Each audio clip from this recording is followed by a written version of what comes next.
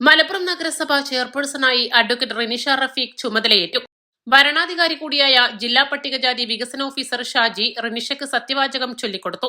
Malappuram municipal കൗൺസിലിലെ ചെയർപേഴ്സണായി തെരഞ്ഞെടുക്കപ്പെട്ട advocate Rinisha B എന്ന ഞാൻ നിയമാനുസരണം നടപ്പാക്കിയ ഇന്ത്യൻ ഭരണഘടനയോട് യഥാർത്ഥമായ വിശ്വാസവും കൂറും പുലർത്തുമെന്നും ഭയാശങ്കയോ മമതയോ വാത്സല്യമോ വിദ്വേഷമോ കൂടാതെ ഞാൻ എന്റെ ഔദ്യോഗിക കർത്തവ്യങ്ങൾ യഥാവിധിയായും വിശ്വസ്തയോടും എന്റെ പരമാവധി കഴിവും അറിവും വിവേചന ശക്തിയും ഉപയോഗിച്ചുകൊണ്ടും നിർവഹിക്കുമെന്ന് അള്ളാഹുവിന്റെ നാമത്തിൽ സത്യപ്രതിജ്ഞ ചെയ്യുന്നു.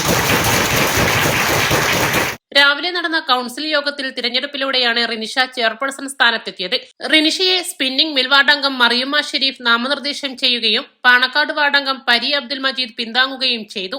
LDF സ്ഥാനാർത്ഥിയായി രാശി രസിനിൽ കുമാറും മത്സരരംഗത്തുണ്ടായിരുന്നു. രാശിരയെ 11ാം വാർഡംഗം അനിൽകുമാർ നാമനിർദ്ദേശം ചെയ്യുകയും ചെറാട്ടുകുഴി വാർഡ് മെമ്പർ പാച്ചത്ത് നാരായണൻ പിന്താങ്ങുകയും ചെയ്തു. 45 അംഗ കൌൺസിലർമാരിൽ 38 വോട്ട് റിനിഷയ്ക്കും 7 വോട്ട് രാശി രസിനിൽ കുമാറിനും ലഭിച്ചു. തുടർന്ന് നടന്ന അനുമോദന യോഗത്തിൽ പാണക്കാട് ഹമീദ് അലി ശിഹാബ് തങ്ങൾ, പാണക്കാട് മുനവ്വർ അലി ശിഹാബ് തങ്ങൾ, P ഉബൈദുള്ള MLA, മുൻ ചെയർപേഴ്സൺ മുജീബ് കാടരി എന്നിവരും സംസാരിച്ചു.